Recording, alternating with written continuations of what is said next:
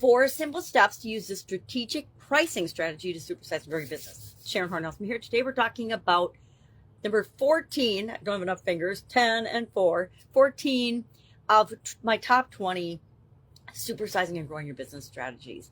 This is a pretty simple one, and one that a lot of us ignore for a long time. I was in the Italian food manufacturing business for 35 years, and we only raised our prices like every couple of years, which was insane given the volatility of raw material pricing, fuel pricing and things. Lots of our suppliers were tacking on fuel charges whenever gas prices fluctuated, and they would add them, but they never took them away, or different surcharges for delivery and things. But we didn't do that. We just kept it simple, and we could probably have made a lot more profits by increasing our prices on a much more frequent and regular basis, which was a huge lesson learned in that particular business, in that industry.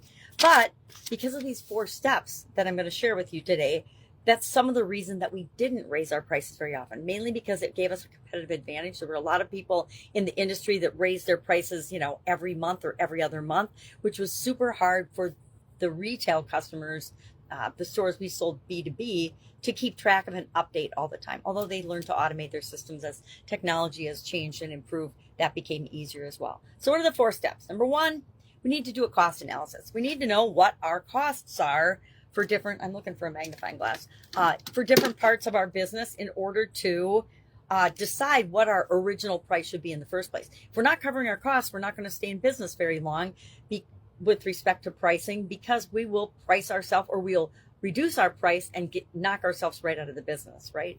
One of my favorite sayings, and I think it's attributed to Dan Kennedy, is there's no competitive advantage to be the second least expensive product or service available in the market. And depending on what your market is and your niche is, that, I guess I've seen that apply to just about every industry and every niche I've ever worked in or worked with. There is a competitive advantage to being the cheapest, but if you can't be the cheapest and the least expensive, then you're just one of the guys in the middle. So you have to find a way to differentiate yourself in order to charge more for pricing. The second thing we want to do after we know what are our operational costs, what are our production costs, what is our overhead, to come up with a profitable pricing standpoint in the first place. And then we don't necessarily want to land there, right? We don't want to just be covering our costs plus 10% or something. A lot of industries, depending on the industry you're in, have 100, 200, 300, 400, 500% over their cost that they're charging for their product. Why? Because it's that valuable. Second step is we need to do a competitive analysis. Research the competitors' pricing strategies to position our prices effectively, right? Again, there's no competitive advantage to being the second least expensive. So why would we want to position ourselves there? We don't want to.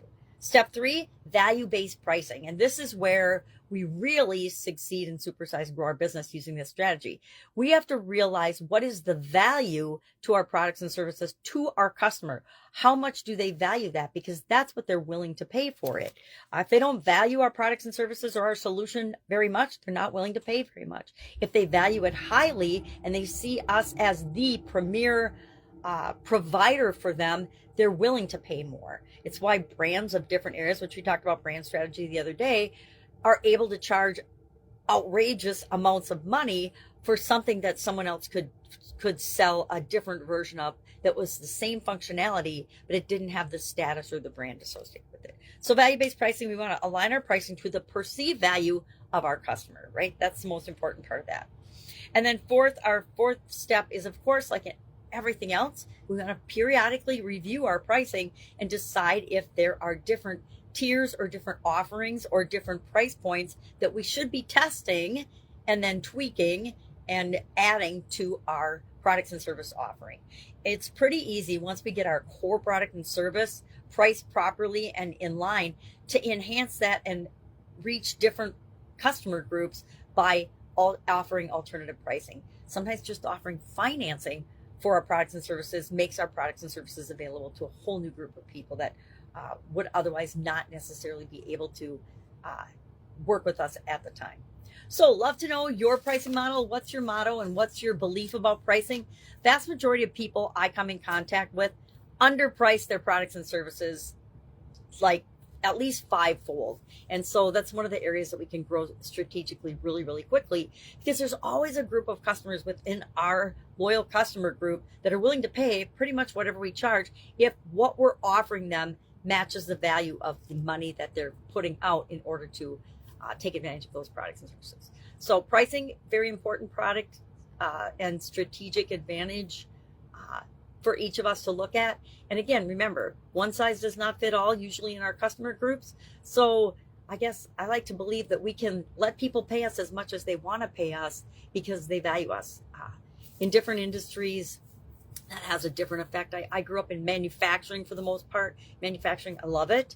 And it's got a definite different mindset when it comes to pricing and selling products and services than, for example, coaching and consulting or agencies, etc.